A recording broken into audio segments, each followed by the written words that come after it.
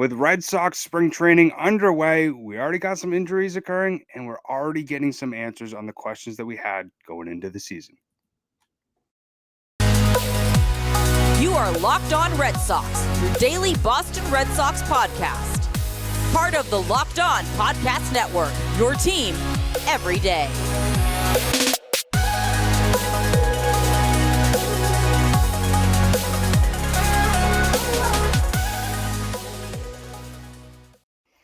I want to welcome you back into the Locked On Red Sox podcast, and thank you so much for making Locked On Red Sox your first listen of every single day. I'm your host, Jake Ignazuski, and here, as always, with my co-host, Nessa's Lauren Willand.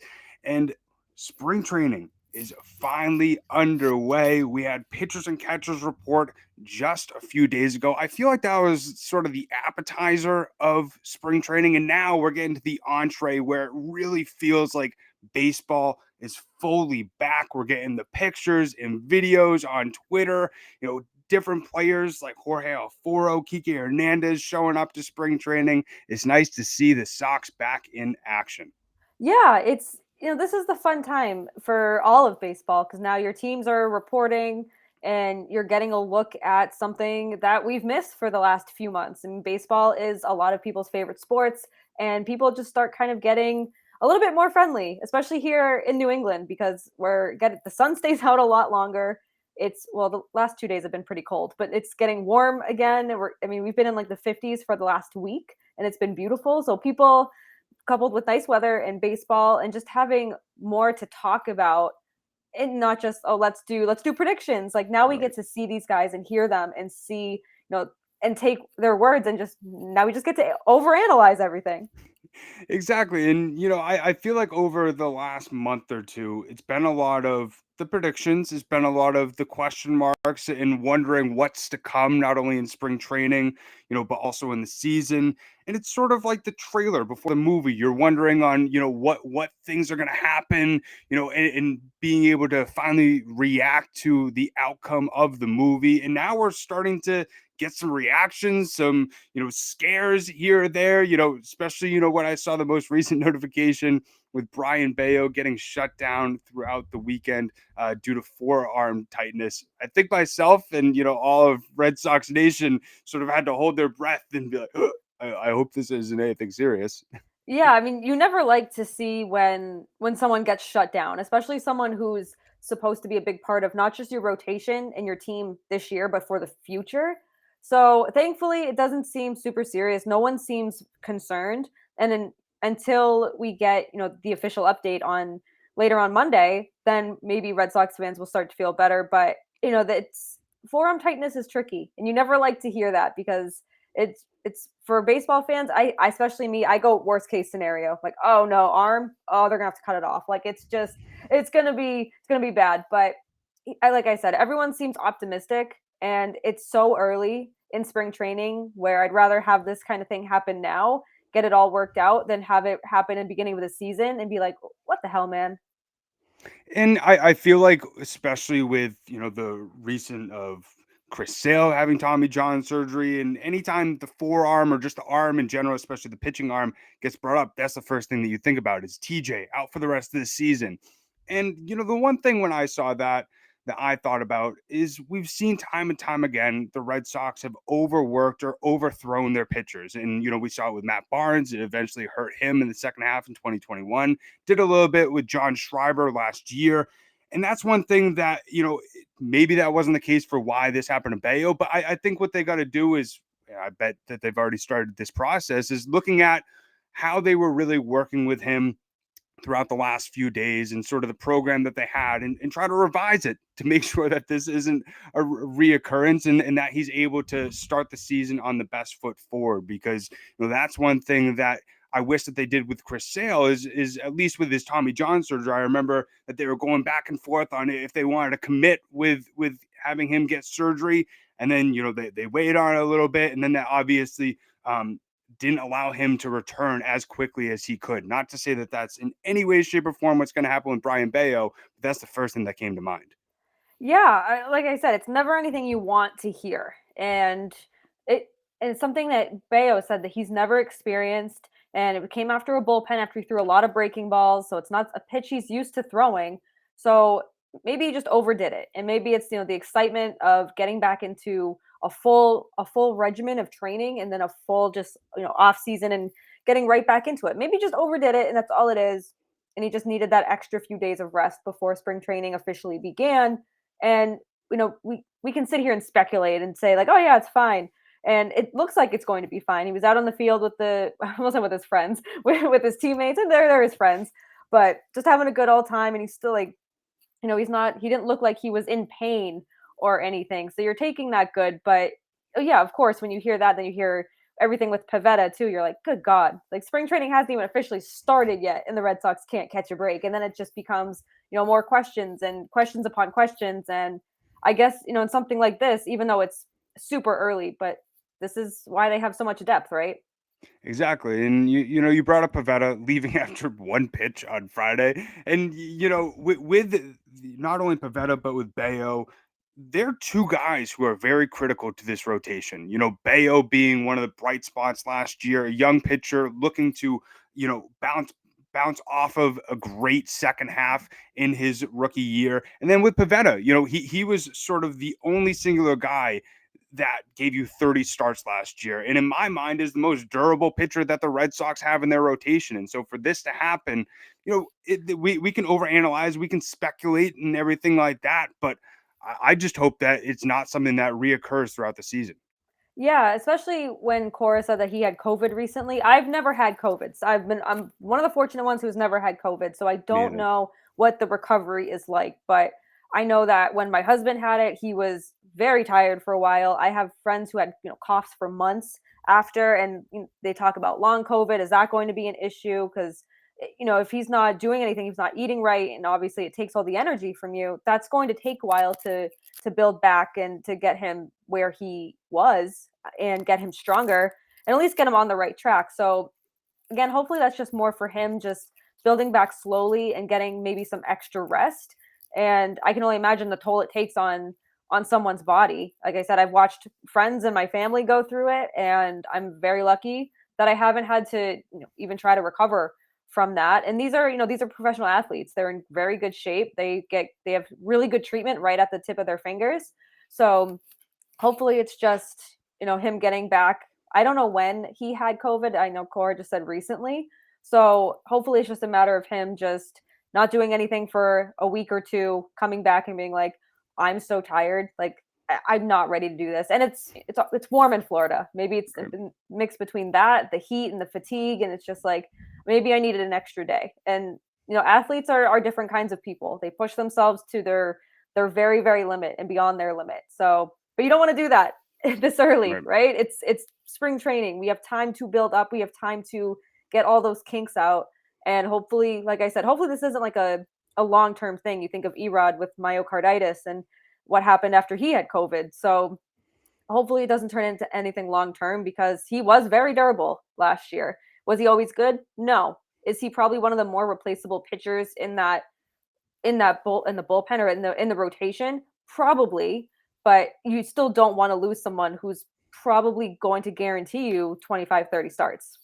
Right. And with most teams when there's notifications like this, they usually have the depth or it's not that big of a deal. But with the Red Sox, with what happened in 2022 and 2021, 2021 with the whole COVID outbreak, 2022 with, the billions of injuries that they had have a whole domino effect in terms of the second half, which part of it blew up their season, but then there was also other factors as well. But it's with that sort of PTSD or that on the edgeness that Red Sox Nation has of especially if one guy goes down with the amount of what ifs and question marks that this team already does have, are you going to have that built up depth or quality talent to be able to fill into that spot? And that's the one thing is if this does happen in the season with Bello or Pivetta going down, are you going to trust Paxton to go in and give you 5 or 6? Houck, you know what I mean? Yes, Right. those are better options than Winkowski or Connor Siebold, but at the same time, with the sort of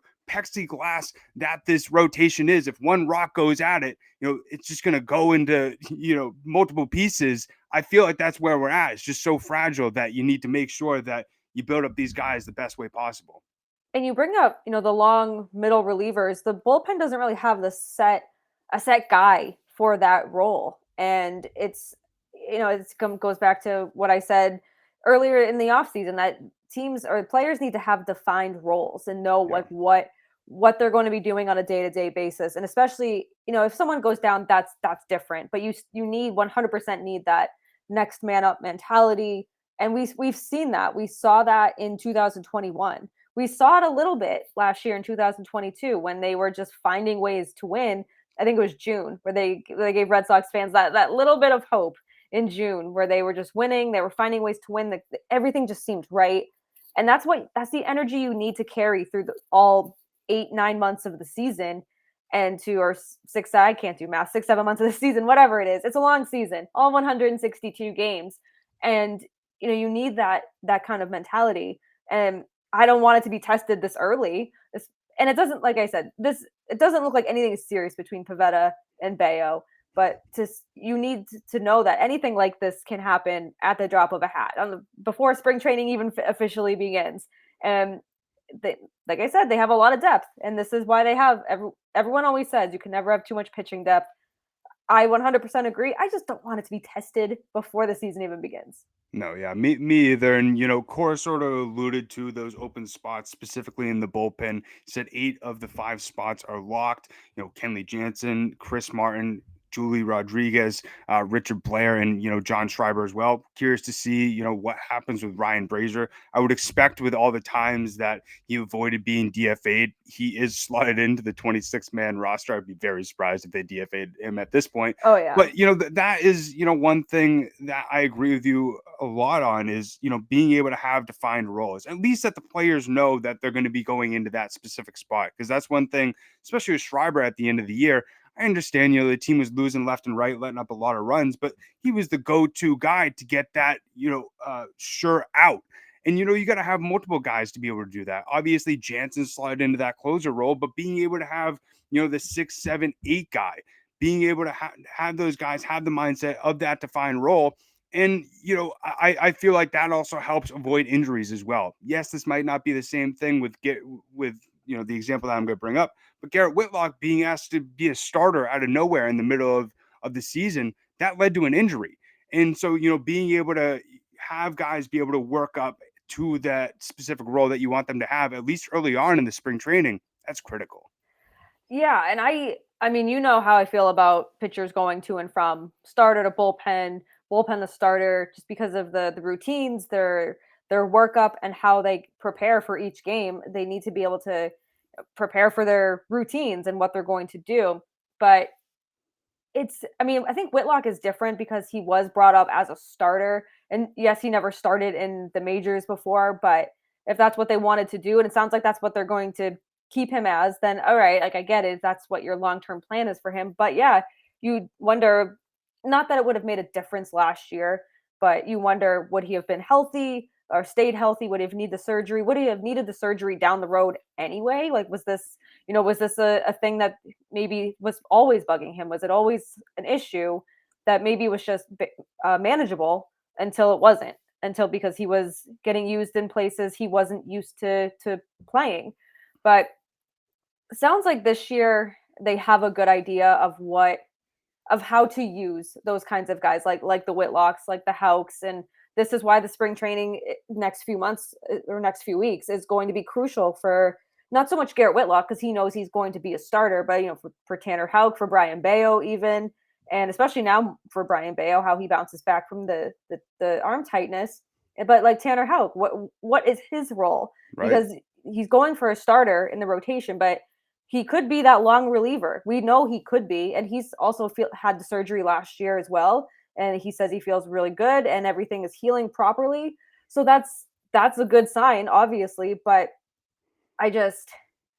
it's so many questions. Still so many questions so early on. Well, that's the one thing with Hauk that, like, I feel like having him go from starting during the beginning of the season, and then obviously Toronto happened, then you bring him to the bullpen, and then for an extended period of time, he's only pitching 1 inning at a time. Right. Having to go down like that, have to get your body right to where you're going from having to work up to pitching 6 innings to only 1 inning and having to do it in a fast amount of time, I feel like that's what, made him hurt his back and have to get surgery. So that's the one thing that I'm thinking about. You just got to make sure that you avoid that. Yes, it's good to have him build up as a starter, but allow him to have in the back of his mind as well, knowing what his role is at the same time. And so, you brought up those continued question marks. There's still a lot more, specifically with the lineup, specifically with the leadoff spot. But we're going to talk a little bit more about that in our second segment. But before we do that, I just want to talk to you about FanDuel. So the midway point of the NBA season is here, and now is the perfect time to download FanDuel, America's #1 sportsbook, because new customers get a no-sweat first bet up to $1,000. That's bonus bets back if your first bet doesn't win. Just download the FanDuel Sportsbook app. It's safe, secure, and super easy to use. Then you can bet on everything from money line to point scores and threes drained. Plus, FanDuel even lets you combine your bets for a chance at a bigger payout with same game parlay. So don't miss the chance to get your no sweat first bet up to $1,000 in bonus bets when you go to FanDuel.com/locked on. That's FanDuel.com/locked on to learn more. Make every moment more with FanDuel, the official sports betting partner of the NBA. So outside of the ace pitching of the rotation, the closer, I feel like the leadoff is one thing that the Red Sox haven't had a defined player in that role for 2 to 3 years or so. You could say Kike, yes, he was that in 2021, but they moved him up and down all throughout 2021. Jaron Duran tried a little bit last year, didn't really work out too well, worked a little bit when he first came up, but this is one thing that I'm very curious to see how they go about. Once they signed Yoshida, it was sort of everybody in their mind thought that he was going to be the leadoff with his ability to get on base. But in Cora's mind, it's sort of going to be a mix match. Yeah, it was interesting because that's what we've heard, right? It's Yoshida's going to be the leadoff hitter in 2023. And we know that that can change sometimes. He's not going to be 162 games of Yoshida batting leadoff, but Cora said that, they'll, like you said, mix and match, they'll plug and play, and they'll see what they have in leadoff hitters. So Hernandez, I think, would be the best fit for that. I think that he's done it a few times. He did in 2021, 2022. Verdugo, I wouldn't mind, but I just feel like I just think he's better suited in toward the bottom of the lineup. Don't knock it till you try it, but just also don't like mess around with what's not broken. Right. And I like him, like I said, lower in the lineup. So, those everyone, and Christian Arroyo was mentioned too. And I'm just like, no, again, I'm not, don't knock it till you try kind of girl, but like, no, I just like him better in the bottom of the lineup. But I don't know, maybe that would motivate them to, try to have a bigger season, a better season. It'd be a big season for Verdugo, especially. Christian Arroyo is going to be taking on a lot more responsibility, where I would want him more to focus on, being the best second baseman and just focus on, your 7, 8, 9 batters wherever he would end up. But, maybe it depends on matchups, but yeah, they really haven't had one since Mookie Betts. They tried Andrew Benintendi. They took Mookie Betts out of that leadoff role, and it's just kind of been like a mess since Mookie's left the team, because they haven't had that leadoff guy. And it's a very important part of that lineup. And that leadoff hitter can set the tone. And if you have Christian Arroyo in there swinging at every pitch and missing on pitches he shouldn't be swinging at, it's not going to start a good, it doesn't set the tone very good, excuse me. But I like Kike, but I don't know if I love the idea of, mixing and matching and not having a set leadoff guy, and not, like I said, not someone who will hit leadoff every single game of the season. I know that, but someone you can 100% go to in that kind of situation. They had 8 different people lead off in 2022. That's too many. And platoons, that's great, but you need someone who can go into that leadoff spot confident and at least give you a legitimate shot at getting on base, or even starting the game off with a home run, whatever that may be. But I don't know. I don't like the idea of mixing and matching, especially people who have not had a ton of experience there. Right. And I think if you are going into opening day, if you want to do that, then Kike needs to be your leadoff hitter. And with the mixing and matching, I think, there's a way to do it where it helps the team, in terms of the scouting report, like you said, in terms of matchups, not showing your hand every single game to the opposing team, knowing that, Kike or Yoshida is gonna, be in leadoff. So we got to be able to plan for that. But I think Kike is the singular guy in this sort of group that doesn't have a lot of pressure on him. Yes, he has some pressure trying to get back to where he was in 2021, but Arroyo has never played full time. In the majors, he's mainly come off the bench. Verdugo, he has massive pressure trying to bounce back from last year and really show that the Red Sox traded for what they thought that they were getting. And then Yoshida as well. You can't expect him to lead off against pitching that he's never gone against before. Yeah. Yes, he's the Juan Soto of Japan, but at the same time, he hasn't been able to get any experience whatsoever against major league pitching. And especially in spring training, that's not going to build him up whatsoever to be able to understand what to look for and what not to look for. And I think, yes, you could say with Yoshida, experience will come with it, but you can't just throw him into the fire and expect that he's going to perform unbelievably. So I think, especially with Kike already having that experience at the top of the lineup, that's the best way to go about it. But I'm just surprised that, these three guys, outside of Yoshida, were the other people that were mentioned as well. And then you look at the roster, but you're like, who else would do it? Like, who else would be the leadoff hitter? It's not going to be Jaron Duran. It's not going to be Bobby Delbeck. They might not even make the roster come opening day. It's not going to be Justin Turner. It's not obviously not going to be Rafael Devers, No. but it's funny. Like, it's just, you don't realize how much you miss something until you don't know what you have until it's gone, or whatever the saying is. And that's definitely true with the Red Sox and the leadoff hitter. And with Yoshida, they're confident that he can do it. It's just you've mentioned he's never hit major league pitchers before, and he'll see them in spring training, and he could have a fantastic spring training, or he could have a terrible spring training. And I feel like there's gonna be no in between with him. It's either gonna be like the best spring training we've ever seen, or it's just gonna be terrible while he tries to acclimate to Major League Baseball. And leadoff is a big thing. If there's a lot of pressure on you, especially for the Red Sox, like they've had leadoff hitters before. They've had that position secured for a long time, save for the past 3-4 years, whatever it's been. But I just don't want more pressure on him than there already is. And Right. maybe he does. Maybe he exceeds in this Mm-hmm. in that leadoff role. We won't know obviously until it happens. And well, very interesting to see how Cora will construct his lineups for spring training games. Yes, the games don't matter. Yes, we'll see a lot of players that we will not see in Boston this year. But it's still, once the games get closer to regular season, very interested to see what this lineup looks like, where Yoshida kind of fits, if he finds a home in like the 4 or 5 role. I don't know if he'd bat cleanup, but the lower half of the lineup maybe just excels there. There's so much surrounding him. I really think he's one of like the players to watch for, just because you have no clue what you're going to get from him. You not a clue. Right. And I don't think we'll know who's going to be batting leadoff until 2 or 3 hours before opening Oh day, yeah. because Kike is going to be in the WBC for majority of the spring training Yep. games.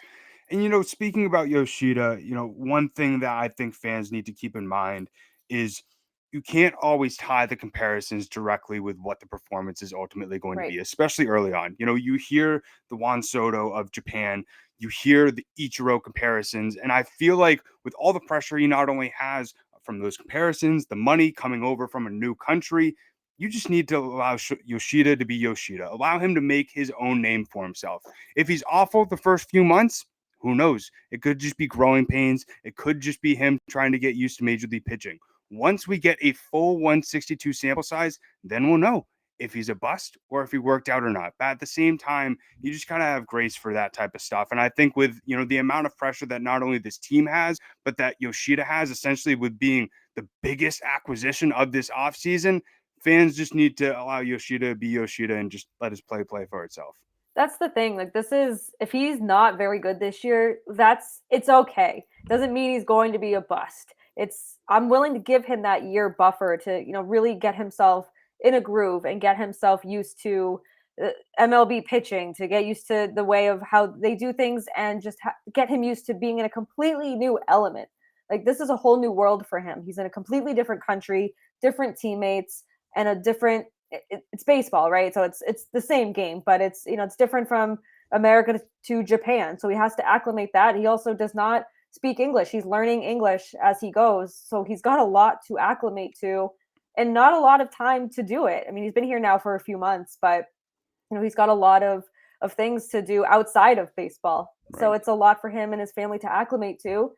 And yeah, if it's not the best year, we got 4 more of them after that. So, it's a long road, and I hope he does well. And I do think he will, but I do think it's going to be a slow start for him. And the other aspects that we've heard from Cora is, his ability to connect with players in the clubhouse has been phenomenal. Even with the translator, we saw him at the Super Bowl party. Yep. And also Cora also said, throw out all those scouting reports from what you saw of him in left field in Japan. It's a very different game in America than it is in Japan. And I'm very curious to see what we see from him defensively and also offensively as well. A lot of different things to get excited for throughout the rest of the season. We're going to speak more about how Triston Casas is continuing to build up his confidence going into his rookie year, or second part of his rookie year. But before we do that, Lauren just wants to take a second to talk to you about Built Bar. I absolutely love Built Bar. You know that about me by now. It's my go-to snack before the gym, after the gym. I had one right before we jumped on to record because I have not eaten since like 1 o'clock. So I was like, I need something to fuel me. And it was a Built Bar, and they are so good. They taste like a candy bar. They're very good for you. And you're probably like, how do they do it? How can they taste good and be healthy for you? Well, part of it is because they cover every Built Bar with 100% real chocolate. The Built Bars, the Built Bar Puffs, every single bar, every single flavor, 100% real chocolate. And the macros are really, really good. 130 calories. They fit any type of lifestyle that you live. And listen, we're almost in March now. I can't believe it. A lot of us are still trying to stick to our resolutions. Eating healthy has always been one of mine. Built Bar helps me stick to that. Hopefully they can help you stick to your resolution as well. And we've talked now for the last 2 years or so that just go to built.com, order your box of Built Bars. They show up at your door. You don't have to do that anymore. If you're not a patient person like me, you just go to Walmart, you go to the pharmacy section, grab yourself a box of Built Bars. Or if Sam's Club is closer to you, you can go there. They have the 13 bar box, and they have a flavor for everyone. My personal favorite is cookie dough. They have coconut almond. They have brownie batter. There's peanut butter. Any flavor you can imagine. There's something for everyone. But if you do have the patience and want to wait, you can go to built.com, order yourself a box of Built Bars. But whatever you do, Walmart, Sam's Club, built.com, just make sure you get yourself a box of Built Bars. Triston Casas is going to be the starting first baseman for the Red Sox going into the season. Had a little bit of experience in the majors last year after getting called up from Worcester. Ever since, he's really come onto the scene, been a forward-facing prospect in the news and everything like that, he's just showed his full authentic self. And that's one thing that I've really admired from him. And even when I got to speak with him a few times down in Worcester, he was the most mature prospect I had ever talked to. And it's really cool how he's been able to not only exude confidence, with his play, but also with his off the field stuff as well. So he actually painted his fingernails and toes to really show off his personality. Yeah, listen, if there's something I love what people do, it's when they shamelessly be themselves and they are confident with who they are. And we've seen a lot of, the earthing thing, just kind of laying down in the grass, taking in the sun at Fenway. He is himself unapologetically in every sense of the word. And that probably gives him even more confidence going into the season. The only gripe I have about the nail polish is that it's not lime green. You've got to go with lime green. Get yourself some neon colors. Once you go neon, you never go back to the reds. I like the red. The red's very nice. But lime green, I have lime green nails right now. Lime green, neon colors are the way to go. Unless you're doing like neon orange, you're playing the Orioles or the Astros, don't do that. But, it's fun. It's a fun storyline. And, you see catchers do it. So they put stickers or they put nail polish on their fingers so they can relay the signs to the pitchers so they can see, so the signs don't get misconstrued. But yeah, I mean, when someone says be yourself, you should be like Triston Casas, like not afraid to be who you are and just embrace it and just be like, yep. And then no free feet on Twitter, Tristan. No free feet. We have to establish that right away. And the one thing that I really like that he really spoke about when talking about, you know, his nails is he said, I want to make sure that I do good with my platform. He said, I feel like as a baseball player, sometimes I lose focus and perspective as to what really matters. And, you know, being able to promote the fact of being yourself unapologetically, especially as a man, because I feel like being able to uh, put nail polish on, you know, some guys might not like that, especially the more macho, you know, old school sort of guys. But being able to go into your feminine side as well as just be yourself at the same time and not care whatsoever what other people think, I think is really admirable. And it really also shows how he's just going to act like that for his time in the majors. He's just going to be himself, and he's going to be that forward facing personality.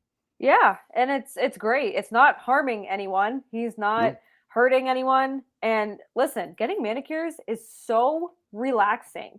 And it's sometimes it can be a lengthy process depending on what you want to get done, but it is so relaxing and it's very good for your nails. So I know I don't know what kind of color he's using, if he's using gel color or dip, like that's not the best for your nails. So if you're just using regular polish, that's much better. But and if you look at his hands, they are like very well taken care of hands. Like they are. I mean, he had the blister or whatever on one of his hands, but those are very well taken care of hands. And he is somebody who's just very in touch with himself, and we need more of that. And we need more of that in baseball. Like embrace your who you are. I know people thought like the earthing was weird. Like embrace your weird. Bring out your weird, because no matter what it is, it's going to inspire someone in some way. Like color on your nails is not harming anyone, and maybe maybe that inspires someone to be like, oh cool, like he did it. I am curious. I don't know, I didn't read Julian McWilliams' article. It's in my queue to read tonight, but he didn't have his pointer fingers painted. I think it was, there were two that weren't, so I didn't know if there was any reasoning behind that or if they just chipped off. But I was curious to see if there was any reasoning behind it, or if he was just like, no, I'm gonna keep two blank. Yeah, I was just thinking about. I was thinking maybe the glove, but you know that wouldn't really make any sense. I'm curious to see if there is a reasoning for that. But yeah, I agree, and especially the younger guys. We heard Jaron Duran talking about his mental health struggles coming up, not really feeling like he had a place in the clubhouse. I feel like a lot of young guys when they come up, quiet, just go with their business and try and fit in and show off with their play, and then that's once they get comfortable in the clubhouse. But it's been nice to see Triston Casas being able to be as comfortable in himself as much as possible in his short stint in the major so far. I think that's going to be really critical for just building up the vibes, building up the camaraderie in the clubhouse throughout the season with the mix of the younger guys and the older guys.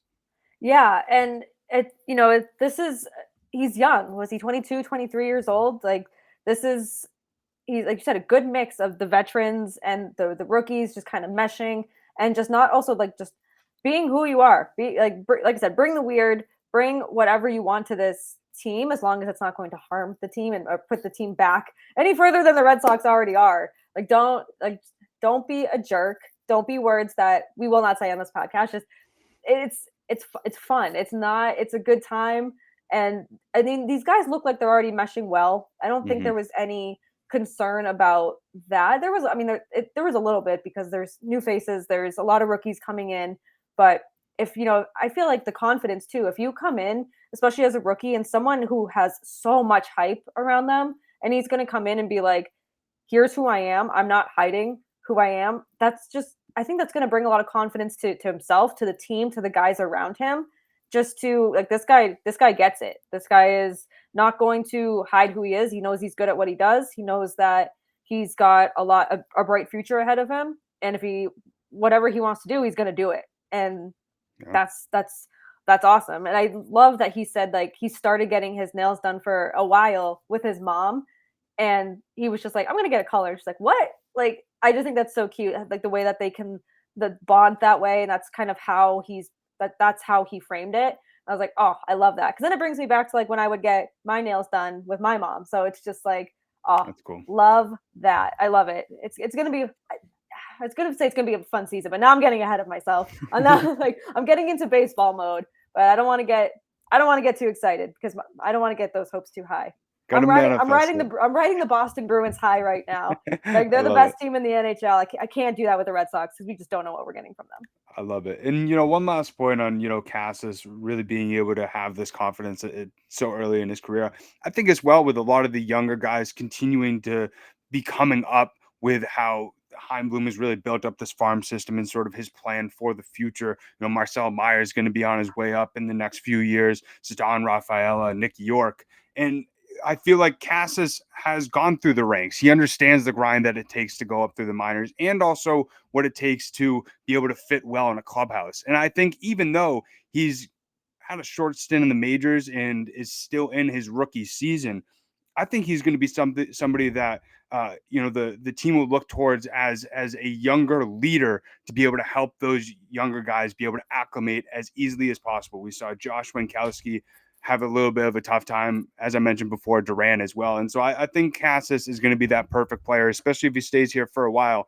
Bello as well with the Latin guys, but being able to have two players like that who came through the ranks, understand what it means to be successful in the clubhouse and also on the field in the majors.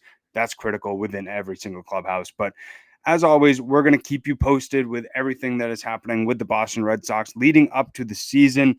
We're going to be posting 5 days a week. So make sure you subscribe on YouTube or whatever audio platform that you're listening to so then you get notified when we make a post.